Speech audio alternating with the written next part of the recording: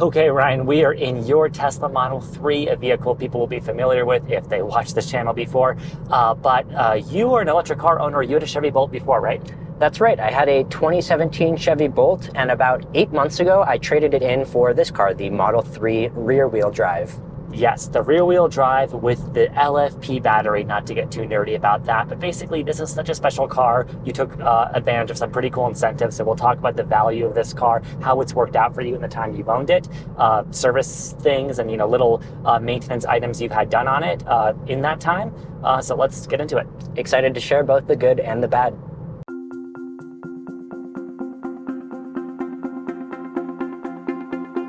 All right, Ryan, so I think the best place to start here is just talking about the value of this car. So Tesla's changed their pricing a lot in the last few months. At the moment that you decided to pick this car up, what was the MSRP like?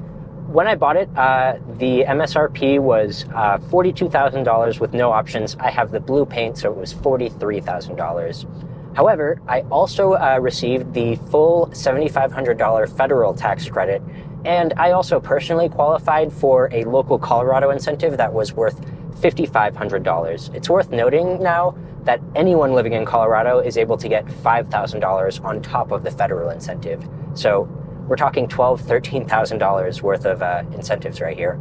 Yeah, pretty awesome. At the time, right, you did that through utility, but now anyone's eligible in Colorado specifically. Other states have incentives. Look at what your state has, as well as your power company, etc. The federal tax credit's going to be great, assuming you have the tax liability this year for it. So you stack up all of that. It's pretty appealing. Out the door, let's just say, after you traded in your Bolt, what was your price on this? Once I traded in the Bolt and factoring in all the incentives, it comes in at right around $20,000 out of pocket for me. That's not bad. And that's what's so special about this car. Of course, it is losing that incentive in the US next year, at least a full amount that will be halved, but still, nonetheless, it's really good. In terms of range, we're looking at this being a rear-wheel drive car that you've tested 70 miles an hour on the highway, actually gets close to its EPA range, which is crazy for a Tesla. That's right. It's rated for 272 miles. I was able to get 268, so very close. Really happy with the range, and it's really usable. It's more than sufficient for my personal uses. Yeah, that's appreciably more than the Chevy Bolt that you got out of by like 30, 40 miles, right? Certainly. Yeah, really nice. Also, we will do much more coverage on winter EVs in general, but like your Bolt compared to this is a world of difference when it comes to, as the weather's getting colder, the losing efficiency, right? Your Bolt, I think you were telling me you could lose as like 40% of your range in winter, and this, it hasn't been that extreme. Right. To be fair, with the Bolt, it was like the worst case scenario for my use case. I had a bunch of very short trips. I'd always precondition the cabin, and it would be hours between those trips, so it would be a ton of energy heating up the cabin. However, I did lose about 40% of my range. With this car, I'm seeing a lot closer to 10-20%. Additionally, one of the things that I really like is the app for the Tesla is really great. It's really responsive, and it has incredible functionality. I can't say the same thing about the Chevy app. It's definitely got some shortcomings. It worked, but the Tesla app is a huge step forward. Yeah, differences in technology. Okay, Chevy and other vehicles have CarPlay, but Tesla's built-in software is really good. I know it's not to everyone's taste, but it's worked out well for you, it sounds like. And yeah, I agree with you. That app is just wonderful, and it's free and included with all vehicles. So a lot of positives there. The car is just value, range, everything you get, that's undeniable. But in your time owning it, Ryan, have there been any surprises, any things that have come up that have been like, oh, okay, well, this feels cheap, or this isn't the best? Like, what have been some of the downsides for you? Absolutely. I've had two major issues, actually. Major in quotation marks. The first one was my glove box simply stopped working. I was pulling into a state park and went to go grab the pass that I have in my glove box, and it wouldn't open. I couldn't get it opened. I had to schedule a service appointment, and they replaced the glove box. While they were there, they did a few other things. They checked on some seals because there was a little bit of wind noise. Additionally, a few months later, I had my low voltage battery completely die. It was just dead. The car was bricked. I couldn't turn it on, and again, had to call out service for that one. They were able to replace it pretty quickly and painlessly. It was all free. However, it's still frustrating, and I've had this car for 8 months and I've had 2 service appointments and plenty of experiences showing that, Tesla does have a reputation for not the best quality and quality control. And I think that's a deserved reputation. Yeah, they've been pumping these cars out, and we've seen like Colton and Out of Spec Detailing has shown the build quality generally is improving, but still, those seals, those weather sealing, things like that just, could stand to be tightened up a bit. The new one, from a design perspective, should fix a lot of that, but we'll have to see what quality and reliability looks like as it comes out.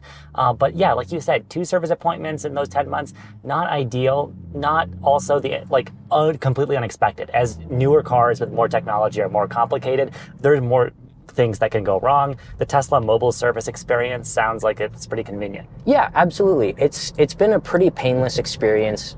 It's frustrating that things go wrong. And just to pull that point a little bit further, right here, you can see there's a little bit of wobble on the screen. So yes, I think build quality is better than it used to be for the Teslas. I think there's still a lot to be desired. And one thing I want to make clear is that my expectations, I think, are reasonable. I don't expect cars to be perfect. However, those are 3 different problems that all, in my opinion, garner a service visit, which is a lot for 8 months. Yeah, absolutely. And you came from the Bolt, which itself was like an economy car. So people will often say like, oh yeah, the Tesla interiors are cheap in the 3 and Y. Material wise, like from the Bolt, did you notice an upgrade, or was it the same? What was that like? I think materials as a whole are better in the Model 3 compared to the Bolt. I had the Premier trim, so even nicer stuff, but I think the leather quality and the fake leather here is a little bit nicer. The tech is better. And there's definitely some things that I think the Bolt has an advantage on. A lot of the physical controls I really miss, like having a knob for the temperature dial, physical air conditioning controls, all that kind of stuff was really nice to have, and it's something that I miss. However, overall material qualities and all that stuff, I think it's a step forward with the Bolt. Oh, wow. Oh, to this. That's nice. And the new one, of course, will be yet another step forward, though you mentioned, right, the volume knobs missing that kind of ergonomic tactility. Well, the new Model 3 goes a step further and does the stockless design with no turn signals, no windshield wiper stalks. All of that will have to be done through buttons on the steering wheel or in that touchscreen. So that's just, Tesla's approach, and that's a take it or leave it kind of thing with these vehicles. Right. Definitely an opinion thing. And for me, not my favorite, but certainly not a deal breaker or a huge deal, honestly. Yeah. So those 2 service appointments, having that done, let's talk about just, you said that was covered under warranty. What has it been like running this car in terms of you charging it and how much you're using it every day? Like, what have your costs been week to week, month to month? What have you noticed? Yeah. So costs have been really minimal. As I mentioned, all of those service appointments were fully covered. I didn't pay any money for them. I haven't had any problems. I haven't had to replace anything. I've gotten a few accessories that I purchased just for fun. I replaced the aero caps, got rid of those. I've also put in a dog area in the back. Official Tesla component? Yes, but other than that, I haven't had any unexpected expenses. So the only other running costs I have are charging, and those are, of course, going to be very variable depending on your charging situations. But for me, it's been incredibly inexpensive and a good step forward compared to the Bolt, which was already a pretty efficient vehicle.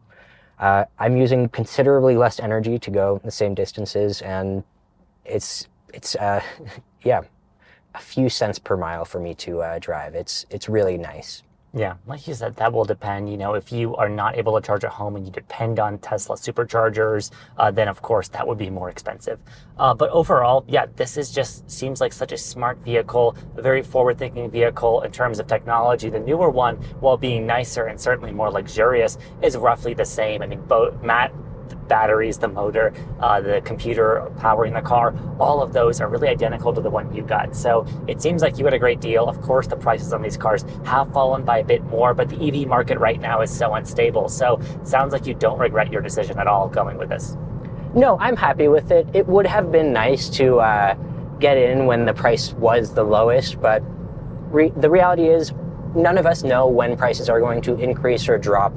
I got it at a pretty good price and value, and I got the car when I wanted it, and I've been able to use it for road trips, a lot of travel, work stuff, so I'm really happy with my decision. Yeah, we'll have to, do some updates once we're able to get our hands on the refreshed Model 3. Hopefully that rear-wheel drive LFP model, like the one that Kyle drove in Europe, that's comparable to yours, because that will be super interesting to see, like whether it's worth going with a used inventory car or one of those. But like what it sounds like, Ryan, to sum this all up, is that this car you just can't go wrong with right now. Yeah, I think it's a great value. It does all of the stuff that it needs to do really quite well.